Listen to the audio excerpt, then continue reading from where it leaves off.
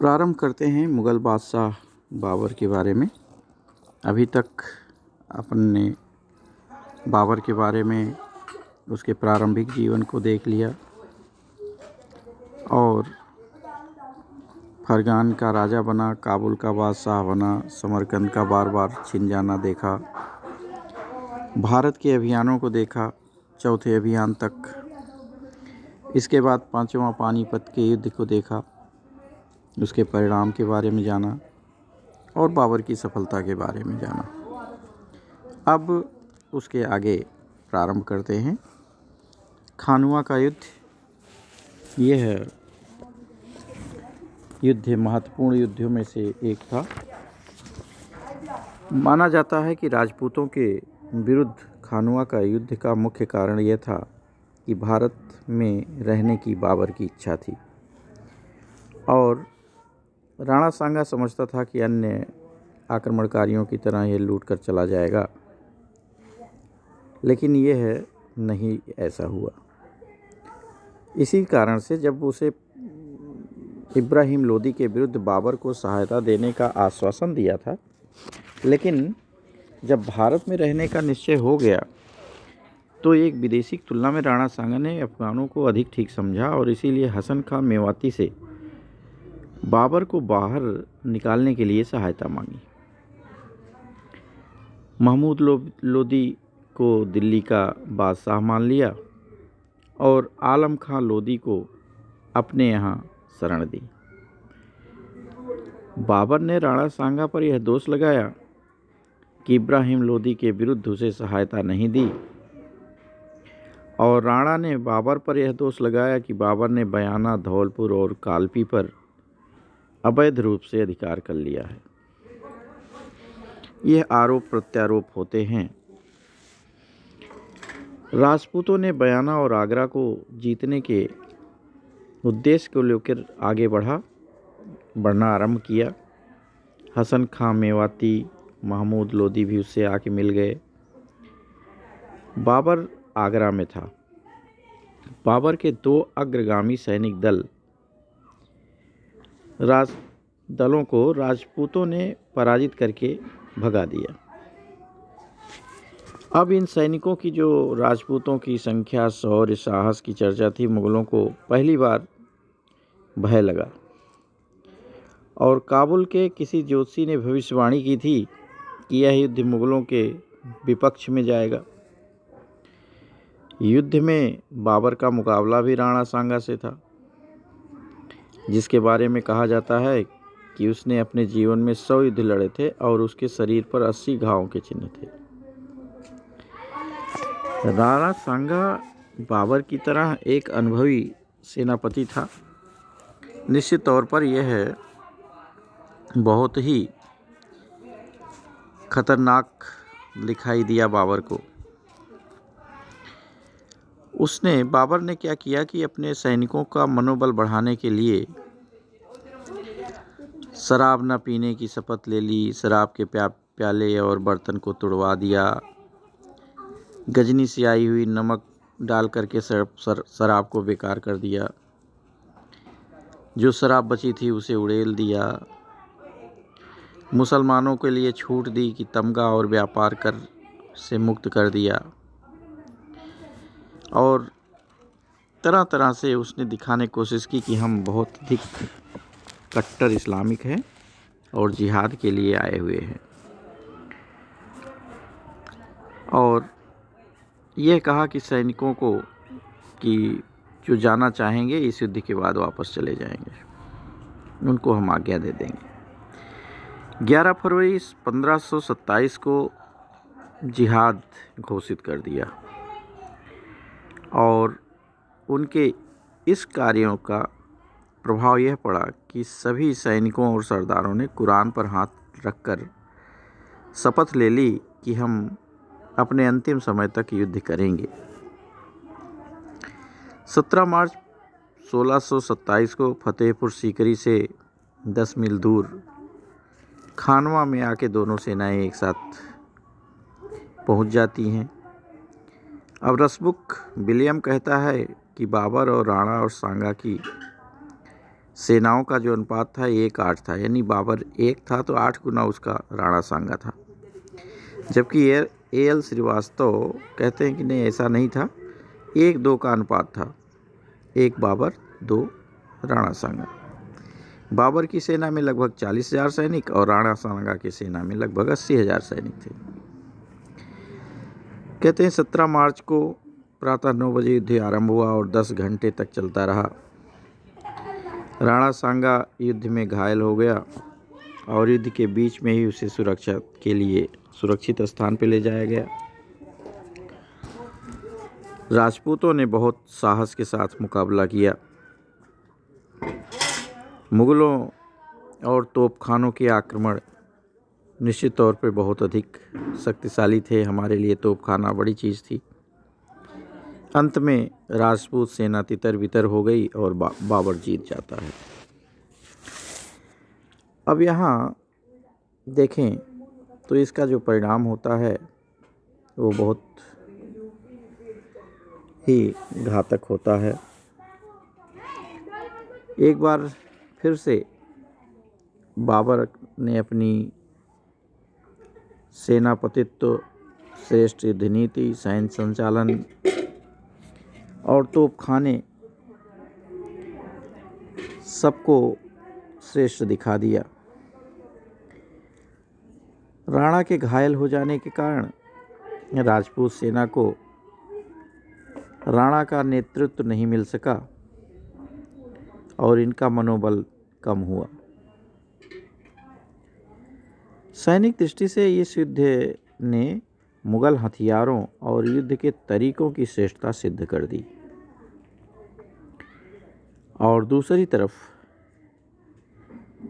राजनीतिक दृष्टि से इस युद्ध से राजपूतों की शक्ति दुर्बल हो गई।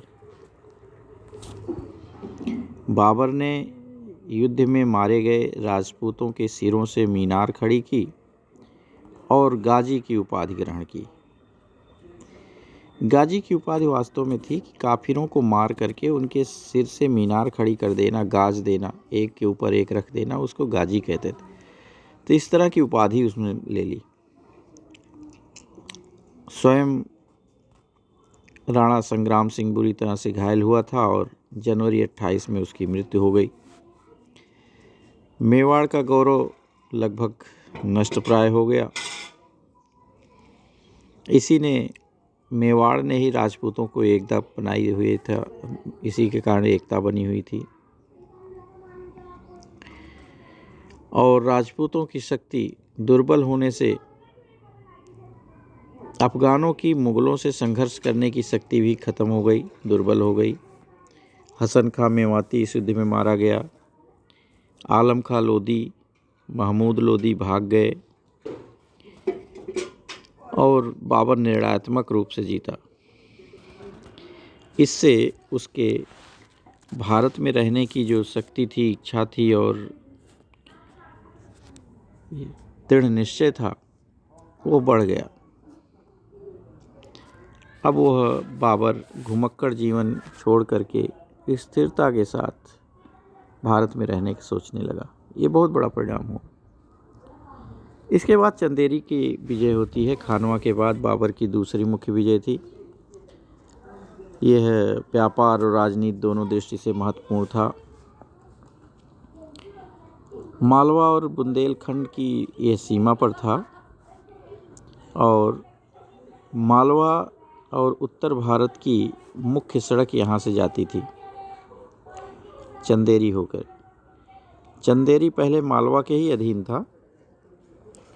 यहाँ के सूबेदार मेदिनी राय ने राणा सांगा की अधीनता स्वीकार कर लिया था और मेदिनी राय खानवा के युद्ध में भाग भी लिया था। बाबर ने चंदेरी जीतने की इच्छा बनाई, इच्छा शक्ति दिखाई। यह इसलिए कि जिससे राजपूत शक्ति और दुर्बल हो जाए। बाबर ने शमशाबाद के बदले में मेदिनी राय से चंदेरी मांगा और जब इनकार किया तो उस पर आक्रमण कर दिया यही चाहता था बाबर। और 29 जनवरी 1528 को प्रायः चंदेरी पर अधिकार कर लेता है। मेदिनी राय युद्ध में मारा जाता है। मेदिनी राय की एक लड़की कामरान को और दूसरी हुमायूं को भेंट दे दी जाती है। यहाँ भी बाबर ने जिहाद का ही सहारा लिया था, जिहाद ही घोषित किया था और राजपूतों के सिरों से फिर मीनार बनवाई थी अपने को गाजी दिखाने के लिए। चंदेरी मालवा राजवंश के एक वंशज अहमद शाह थे, उनको दे दिया गया। अब इसके बाद अफगानों से फिर से घाघरा का युद्ध होता है 1529 ईस्वी में। अफगानों ने महमूद लोदी को पहले बुला लिया था और बिहार उसके अधिकार में था। संभवतः बंगाल का अफगान शासन नुसरत शाह और उसकी सहायता कर रहा था। बाबर ने अफगानों की शक्ति को समाप्त करने के लिए पूरब की ओर बढ़ना आरंभ किया और अफगानों ने